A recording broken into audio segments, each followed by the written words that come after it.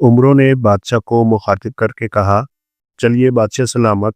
ओह शहजादी रुखसाना साहिबा, हम सूरज डूबने से पहले शादाबाद पहुंच जाएंगे।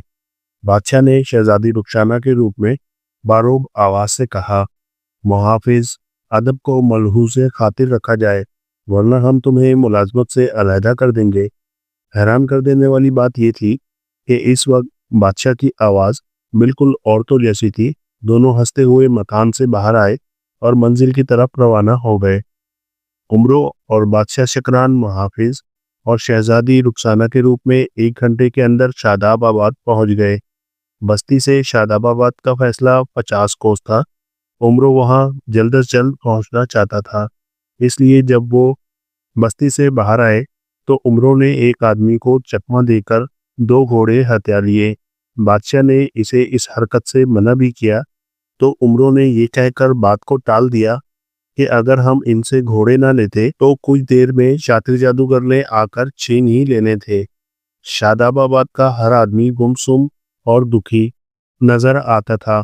उमरों ने कुछ लोगों को बादशाह शकरान की इंसाफ पसंदी और नेकदिली का जिक्र करते हुए भी सुना। वो सब शहजादी बलकान और शातिर जादूगर के जुल्म से तंग थे। उमरों ने घोड़े महल के बड़े दरवाजे के सामने जाकर रोके और घोड़े पर बैठे बैठे दरवाजे पर मौजूद सिपाहियों से रोबदार आवाज में कहा, जल्दी से दरवाज़ा खोलो।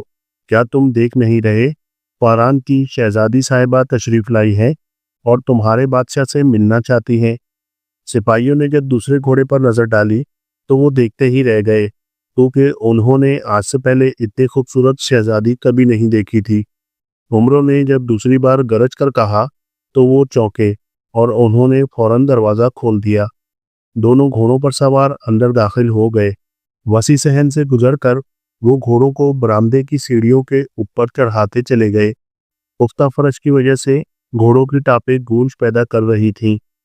पहलू के कमरे से किसी ने सख्त लहजे में कहा, ये कौन कमबख्त है जो घोड़ों को बरामदे में ले आया है।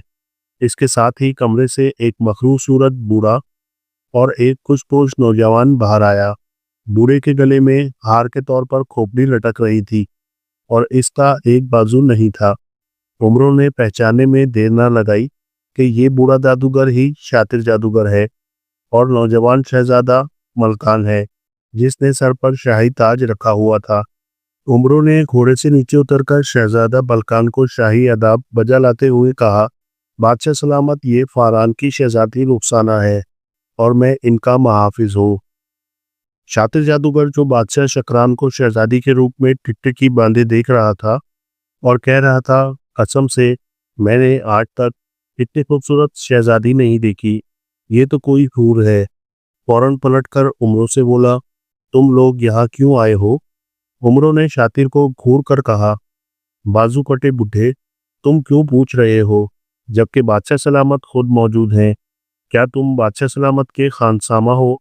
ओह, लेकिन तुम्हारा तो एक बाजू है, भला तुम रोटी वगैरह कैसे पकाते होगे। ये सुनकर शातिर हलक के बल चीखा, बेवकूफ़ आदमी, खामोश रहो। अगर मैं चाहूँ तो तुम्हें उंगली के एक इशारे से पत्थर का बुत बना सकता हूँ। तुम्हारे साथ अगर शहजादी रुखसाना न होती तो मैं अब तक तुम्हें फूंक मार कर भस्म कर चुका होता। उमरो दिल में हंसा। बादशाह शकरान का बस नहीं चल रहा था कि वो घोड़े से उतरकर शातिर जादूगर का गला दबा दे, क्योंकि उमरो ने इसे ताकीद से कहा था कि इसकी हिदायत के ऐन मुताबिक अमल किया जाए, वरना दोनों की जान खतरे में पड़ सकती है। शहजादा बलकान ने उमरो को मुखातिब करके कहा, मुहाफिज, ये हमारे मोहसिन और दुनिया के सबसे बड़े जादूगर शातिर हैं। उमरो चहक कर बोला, बादशाह सलामत, ये सबसे बड़े जादूगर कैसे हो सकते हैं, इनका तो एक बाजू है। शातिर की आंखें सुर्ख हो गई और लगता था जैसे वो उमरो को कच्चा ही चबा जाएगा कि शहजादा बलकान ने पूछा, तुम लोग यहाँ किस लिए आए हो। उमरो ने बताते हुए कहा, बादशाह सलामत, हमारी शहजादी साहिबा को दुनिया के बड़े बड़े बादशाहों से मिलने और मुल्क मुल्क की सैर का बहुत शौक है, इसलिए यहाँ आए हैं। फिर शातिर के करीब जाकर राजदाराना अंदाज में बोला, असल में शहजादी साहिबा किसी ऐसे शख्स की तलाश में है जिसे दुनिया में कोई शिकस्त ना दे सके और ये इससे शादी करें। शातिर ने अकड़ कर कहा, दुनिया में मैं ही वाहिद शख्स हूँ जिसे कोई शिकस्त नहीं दे सकता। उमरों ने छेड़ने वाले अंदाज में कहा, शायद इसीलिए आपने अपना एक बाजू उतारकर किसी संदूक में हिफाजत से रखा हुआ है कि ख्वाह-मख्वाह वो थकता क्यों रहे, और जब सख्त ज़रूरत या मुकाबले का वक्त आएगा आप इसे निकाल लेंगे।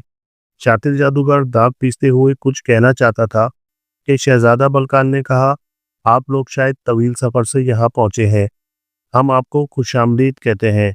सामने दाएं हाथ पर आराम गाहें हैं, आप लोग वहाँ आराम फरमाएं, बाकी बातें शाम को खाने पर होंगी।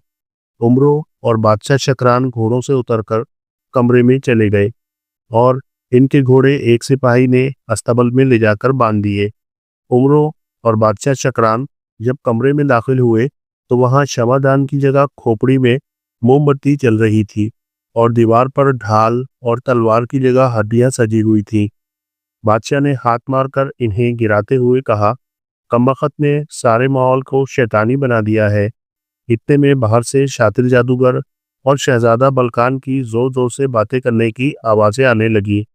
उमरों ने हंसते हुए कहा, शहजादी रुखसाना, पहले ज़रा बाहर की बातें तो गौर से सुने। मेरी तदबीर ने फौरन काम कर दिखाया है। शातिर कह रहा था, शहजादी बहुत खूबसूरत है, मैं इससे शादी करूँगा। बलकान ने इसे समझाते हुए कहा, शहजादी रुखसाना हमारी मेहमान है और फिर वो एक बहुत बड़े मुल्क से ताल्लुक़ रखती है, कहीं ऐसा ना हो कि वो नाराज़ हो जाए। शातिर सख्त लहजे में बोला, शहजादे, मैं किसी से नहीं डरता, मैं शहजादी से शादी ज़रूर करूँगा। शहजादा बलकान ने गुस्से से कहा, शातिर, हम इस मुल्क के बादशाह हैं और हमारी इजाज़त के बगैर यहाँ कोई कुछ नहीं कर सकता। शातिर ने कहा, शहजादे, तुम ये मत भूलो किस तरह मैंने तुम्हें ये हुकूमत हासिल करके दी है, इस तरह तुमसे छीन भी सकता हूँ। वो इस तरह बोल रहा था जैसे सांप फुंकार रहा हो।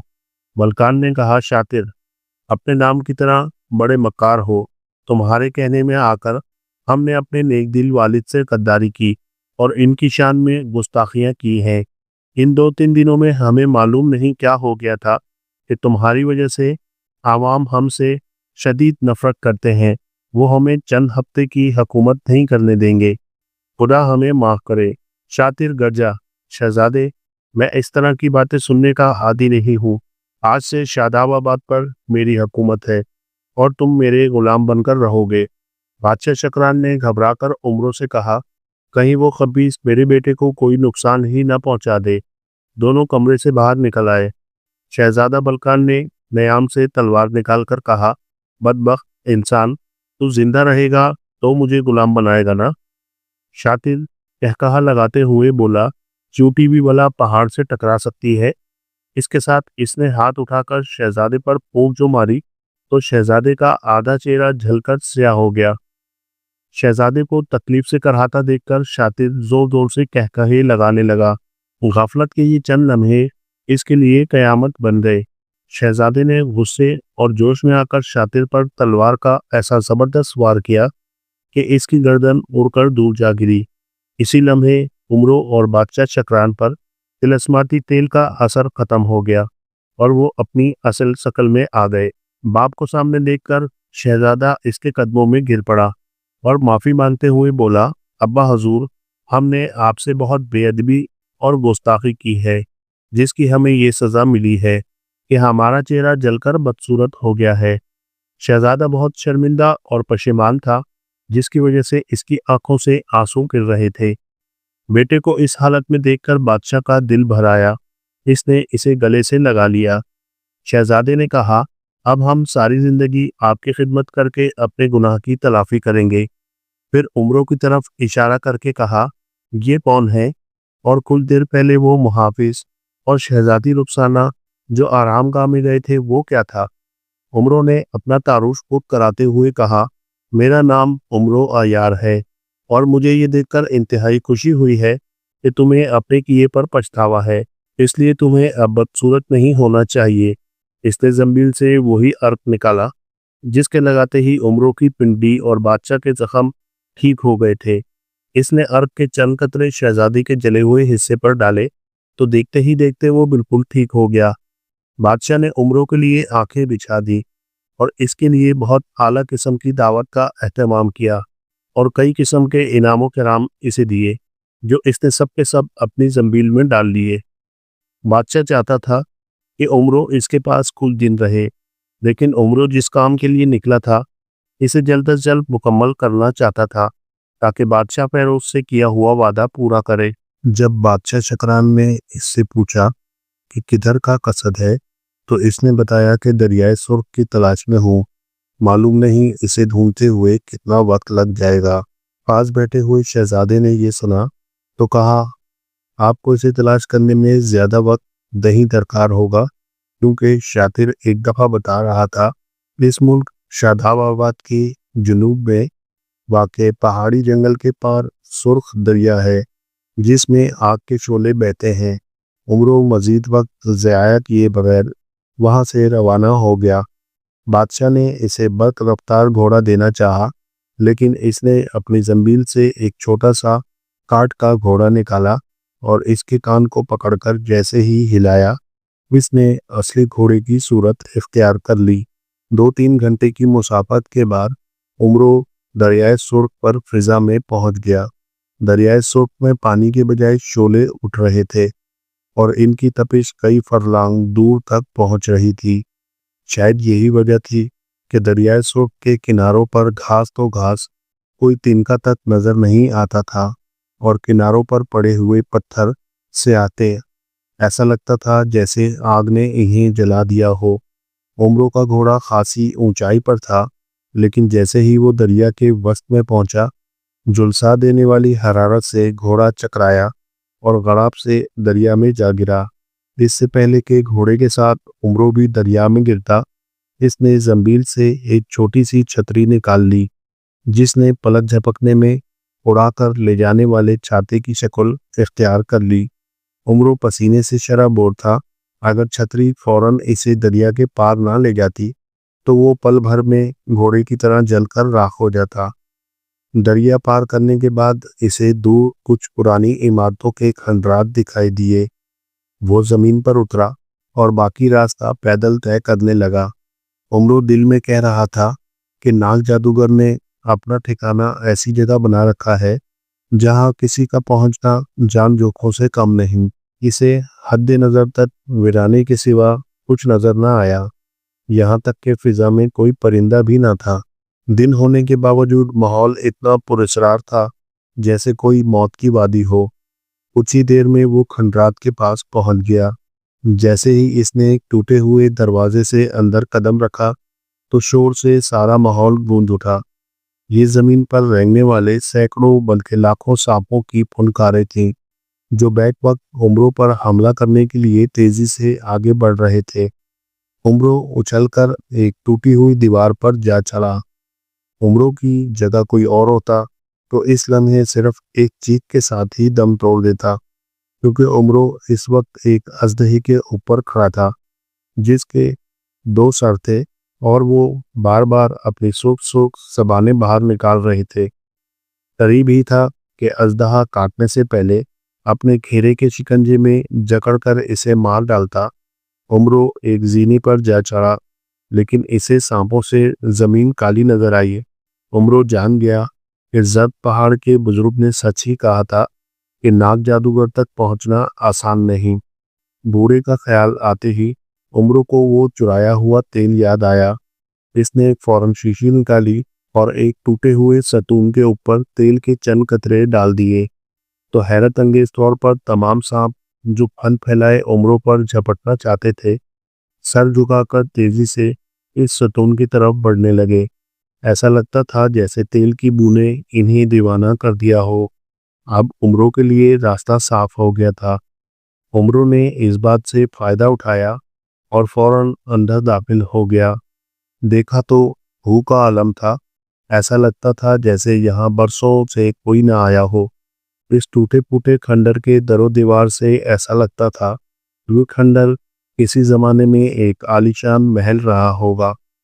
عمرو جب اندر داخل ہوا تو اندر سے محل کی حالت باہر سے بالکل مختلف تھی۔ وہ ایک راہداری سے ہوتا ہوا کمروں کے سامنے پہنچ گیا۔ یقیناً یہ حیرت کی بات تھی، کمرے سجے ہوئے تھے، کمروں کے دروازوں پر ریشمی پردے لٹک رہے تھے اور اندر آرائش و آرام کا تمام سامان موجود تھا۔ فرش پر بہت قیمتی اور پھولدار قالین بچھے ہوئے تھے۔ برآمدے میں ستونوں اور دیواروں پر انسانی کھوپڑیاں اور ہڈیاں لٹک رہی تھیں۔ برآمدے کے ساتھ ہی ایک سنگ مرمر کی بڑی خوبصورت بارادری تھی اور اس کے سامنے ایک بڑا سا باغ تھا جس کے درمیان ایک فوارہ تھا اور اس کی شکل ایک اڑتے ہوئے پرندے کی طرح تھی۔ چلتے ہوئے فوارے سے نکلنے والا پانی پرندوں کے پروں سے اڑتا ہوا ایک عجیب سا سما باندھ رہا تھا۔ ابھی عمرو یہ دیکھ ہی رہا تھا کہ اس نے کسی کے ترہانے کی آواز سنی۔ آواز زیادہ دور کی نہیں تھی، اس لیے اسے آواز کی سمت معلوم کرنے میں دیر نہ لگی اور وہ جلدی سے اس طرف بڑھا۔ 3 کمرے چھوڑ کر چوتھا کمرہ، جس کا دروازہ موٹی موٹی سلاخوں کا بنا ہوا تھا، عمرو نے دوسری طرف کمرے کے وسط میں ایک چڑیل کو دیکھا جس کی ٹانگیں پتھر کی تھیں، جس کی وجہ سے وہ اپنی جگہ سے ہل نہیں سکتی تھی۔ اس نے چلا کر کہا، اچھے انسان، تم کون ہو؟ مجھے اس مصیبت سے نجات دلاؤ۔ عمرو کے لیے یہ کوئی نئی بات نہیں تھی، اسے جادو نگریوں میں ایسے واقعات سے اکثر واسطہ پڑتا تھا۔ اس نے اس چڑیل سے پوچھا کہ تم پر یہ مصیبت کیسے آئی ہے؟ چڑیل بتاتے ہوئے بولی، میں شوالا جادوگرنی ہوں اور ناگ جادوگر نے مجھے سانپ بن کر ڈسا اور پتھر کا بنا دیا ہے۔ وہ بہت ظالم اور لالچی ہے، وہ ہمیشہ اپنی جادوئی طاقت کو بڑھانے کی فکر میں رہتا ہے اور ساری دنیا میں اسی لیے پھرتا ہے۔ اس نے مجھ سے وہ طلسمی کھوپڑی مانگی جو مجھے میری نانی سامرا جادوگرنی نے دی تھی۔ اس طلسمی کھوپڑی کے ذریعے وہ کئی بے گناہ لوگوں کو ہلاک کر دینا چاہتا تھا، اس لیے میں نے کھوپڑی دینے سے انکار کر دیا، جس پر ناگ جادوگر نے غصے میں آ کر میری بے خبری میں ناگ کی صورت اختیار کر کے مجھے ڈس دیا، جس سے میرا آدھا جسم پتھر کا ہو گیا ہے اور پھر مجھے لا کر یہاں رکھ دیا۔ عمرو نے اس کی ساری باتیں سن کر چڑیل نما شوالا جادوگرنی سے کہا، مجھے تم سے ہمدردی ہے، میں ناگ جادوگر کی تلاش میں آیا ہوں۔ کیا تم بتا سکتی ہو کہ وہ اس وقت کہاں ہوگا اور تمہیں کس طرح اس قید سے آزاد کرایا جا سکتا ہے؟ ناگ جادوگر یہاں سے ایک سنہری پرندے کا روپ دھار کر نکلتا ہے اور چاند کی 14 تاریخ کو صرف ایک رات کے لیے یہاں آتا ہے۔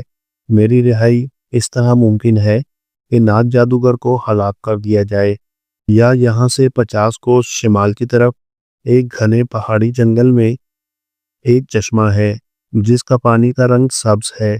اگر وہ پانی مجھ پر چھڑکا جائے تو میں اصلی حالت میں آ سکتی ہوں۔ اس کے ساتھ ہی جادوگرنی نے منت سماجت کرنے والے انداز میں کہا، تم یہاں تک کیسے پہنچے ہو؟ تم یقیناً بہت بہادر ہو اور سمجھدار ہو، کیا تم مجھے آزاد کراؤ گے؟ عمرو نے پرجوش انداز میں کہا، ظالم کو اس کے کیے کی سزا دینا میری زندگی کا مقصد ہے۔ آج چاند کی 12 تاریخ ہے، جادوگر کی واپسی 2 دن بعد ہوگی، اس لیے میں پہلے اس چشمے کا پانی لے آتا ہوں جس سے تمہیں اس قید سے نجات ملے گی۔ یہ کہتے ہی عمرو تیزی سے پلٹا اور محل سے باہر نکل کر شمال کی طرف روانہ ہوا۔ اس وقت عمرو سوچ رہا تھا، کافی دن ہو گئے ہیں، خاصے طویل سفر کے بعد ابھی تک ناگ جادوگر سے سامنا نہیں ہوا۔ بادشاہ فیروز یقیناً ہر چڑھتے سورج کے ساتھ اس امید پر راہ دیکھ رہا ہوگا کہ آج صحت کی نوید پہنچنے والی ہے۔ اس لیے عمرو نے زنبیل سے ایک بار پھر رومال نکالا جس کے ذریعے وہ اپنے دوست ہوا جادوگر سے ملنے گیا تھا، اور نیچے جا کر اس پر بیٹھا تو اس نے چھوٹے سے قالین کی شکل اختیار کر لی اور فضا میں ایک پرندے کی طرح تیرتا ہوا آگے بڑھنے لگا۔ اس جادوئی قالین کی رفتار خاصی تیز تھی، اس لیے عمرو کو منزل مقصود پر پہنچنے میں کچھ زیادہ دیر نہ لگی۔ جنگل گھنا تھا، اس لیے وہ نیچے اترا اور پیدل چلنے لگا، اسے بہت احتیاط سے آگے بڑھنا پڑ رہا تھا۔ اس احتیاط کی وجہ یہ بھی تھی کہ کہیں کوئی جنگلی جانور اچانک اس پر حملہ نہ کر دے۔ اسے تقریباً 3 گھنٹے تک چڑھائی کا سفر کرنا پڑا۔ پہاڑ پر پہنچ کر عمروں کو چشمہ ڈھونڈنے میں کوئی دقت پیش نہ آئی، کیونکہ اس کا نیچے گرنے والا پانی کافی شور کر رہا تھا۔ ایسی جگہوں پر چشموں کے پاس پیاس بجھانے کے لیے آنے والے جانوروں کا آنا جانا رہتا ہے، لیکن عمروں نے وہاں کسی پرندے تک کو نہ دیکھا، جس سے عمروں نے اندازہ لگایا یہ پانی یا تو بہت کڑوا ہے یا ضرر رساں ہے۔ جب عمروں چشمے کے پاس پہنچا تو اس نے دیکھا کہ چشمے کا پانی گہرے سبز رنگ کا ہے اور ایسا محسوس ہوتا تھا جیسے کوئی سیال مادہ بہہ رہا ہو۔ اس نے پانی لینے کے لیے ایک بوتل نکالی۔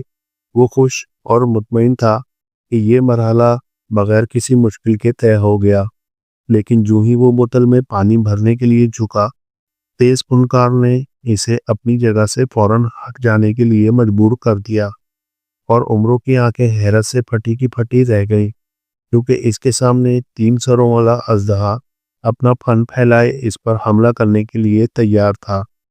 اسی لمحے اسے ایک آواز آئی، اے بے وقوف انسان، تو یہاں کیوں آیا ہے؟ یہ چشمہ دنیا کے سب سے زیادہ طاقتور ناگ جادوگر کی ملکیت ہے۔ عمرو زرد رنگ کے بوڑے کا تیل کا کمال دیکھ چکا تھا۔ اس نے فوراً وہ شیشی نکالی، اس سے پہلے کہ ناگ اس پر حملہ کرے۔ اس نے فوراً ایک پتھر پر تیل کے کچھ قطرے ڈال دیے، لیکن سانپ پر اس کا کوئی اثر نہ ہوا، اور سانپ نے پلک جھپکنے میں اسے ڈسنے کے بجائے عمروں کی دونوں ٹانگوں کو پکڑ لیا، اور وہ اس اچانک حملے سے منہ کے بل گر پڑا۔